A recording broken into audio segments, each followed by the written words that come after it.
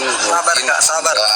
Mungkin Anda menghina personal, jadi bukan agamanya, mungkin personalnya mungkin. Nggak ada di sini yang naik, nggak ada yang Islam. Gimana aku menghina siapa? Ini Nababan Kristen Bangli, Kristen itu Carol Kristen. Maksudnya begini, dia merasa. Yang mana? Kalau Yang mana? Kalau saya Yang mana coba? Nggak ada, saya nggak ada menghina Islam. Begini. Tiba-tiba ketik begitu. Kalau coba dari tadi jelaskan. saya tengok begini maksud saya. Kalian Dia mungkin kalau merasa dari tadi saya terhina tengok karena apa yang itu dikatakan lebih bosnya itu. membela Islam. Bentar. Gimana suku barbar? Dia mungkin merasa terhina karena apa yang dikatakan hostnya itu lebih ke personal, dirinya pribadinya memang mengena ke dia, jadi bukan agamanya, lebih kepada pribadi sendiri. Mungkin dia poligami jadi merasa tersinggung. Kenapa harus tersinggung? Kan poligami dibolehkan dalam Islam. Masalahnya kan itu udah pilihan. Masalahnya kan banyak saudara-saudara dari Islam ini tidak memahami apa dan bagaimana cara menjelaskan iman yang diimani. Jadi ketika itu dijelaskan, coba Wawan naik, Wawan.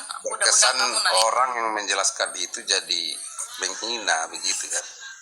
Iya, makanya saya bilang dari awal, dalam Islam itu ada undang-undang perkawinan, dalam Islam itu ada kompilasi hukum Islam, di situ memuat berbagai macam aturan-aturan, termasuk ada yang poligami atau gimana, itu semua ada ya. Tapi hostnya ini Muslim atau Kristen? Nah,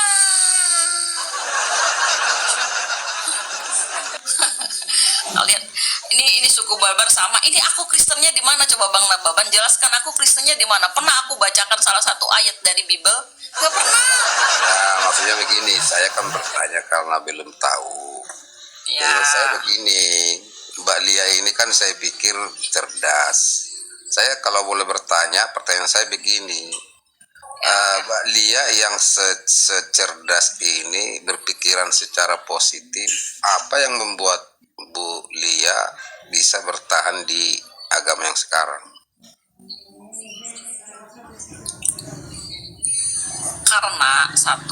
Karena saya yakin dengan apa yang saya yakini. Saya yakin dengan apa yang saya yakini. Dan agama saya itu mengatur semua kehidupan saya. Saya yakin saya ada di jalan yang benar. Gitu.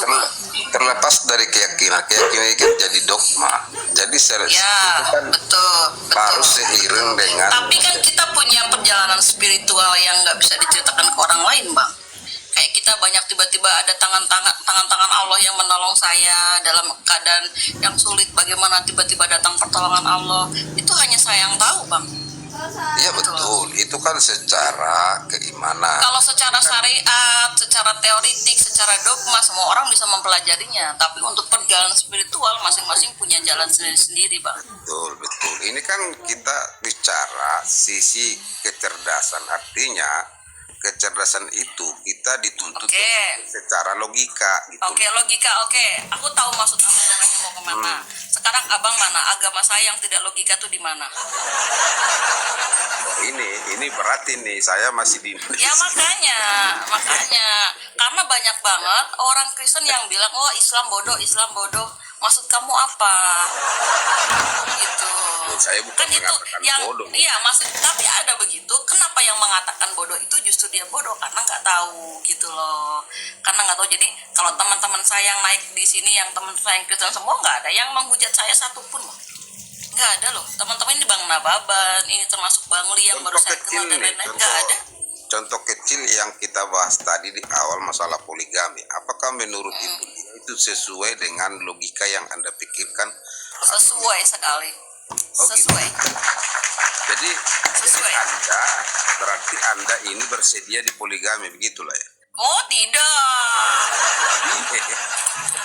Poligami itu salah satu dari sunnah yang tidak wajib dilakukan. Ya, karena ada persyaratan khusus kenapa orang mau poligami. Dan persyaratan khusus kenapa orang bisa dipoligami.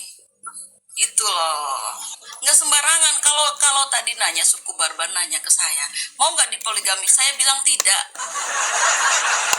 Anda melawan. Dan saya melawan. punya, iya, tidak melawan. Itu kan pilihan, bukan hal yang wajib. Contoh, Sunnah Rasul. enggak melawan, enggak. Aku kalau melawan itu poligami tidak benar, itu melawan.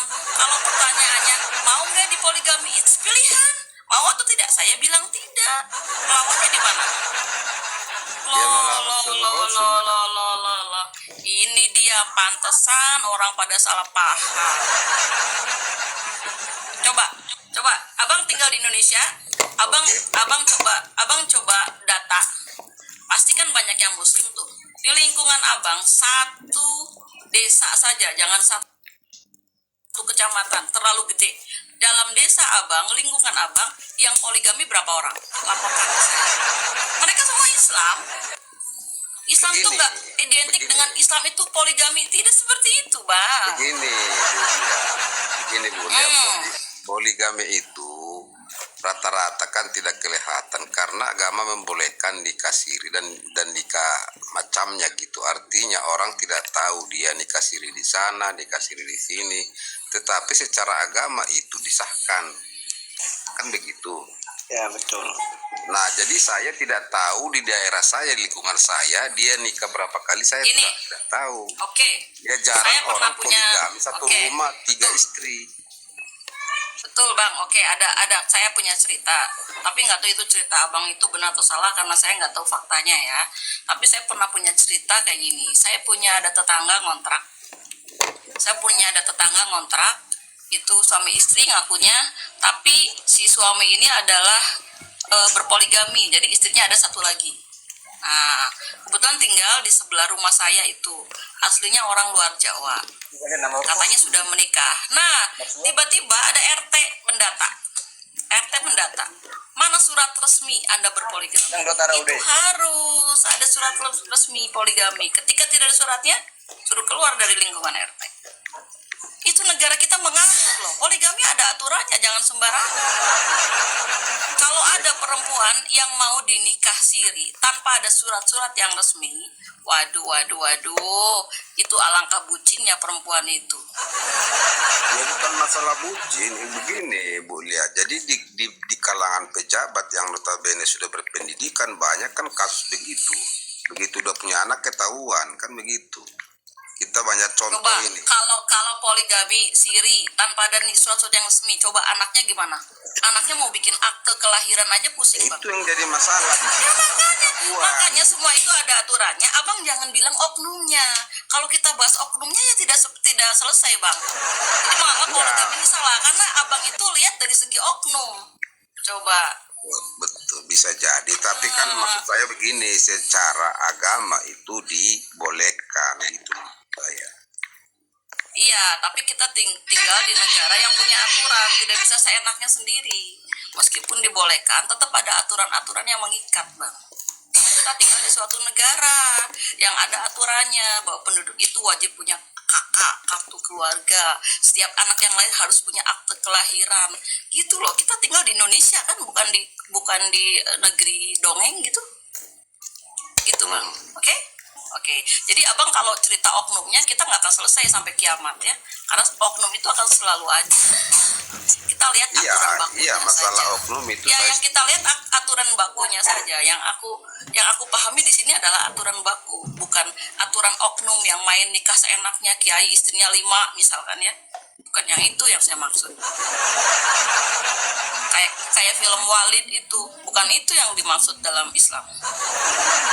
ya saya pikir tadi Sili ini, makanya saya tanya, Sili ini tadi ada dia rencana mau poligami. Mana tahu nanti Mbak Lia jadi mau poligami, Sili ini mungkin mau ngelamar nih.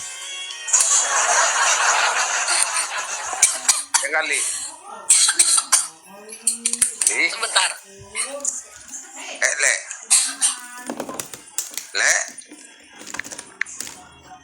Le. Mana si Le ini? Tes. Iya tadi si Le mau murtad. Ngomong-ngomong soal poligami, kalau orang pendukung Gimana Bang Keral? Halo. Ya halo, ya host.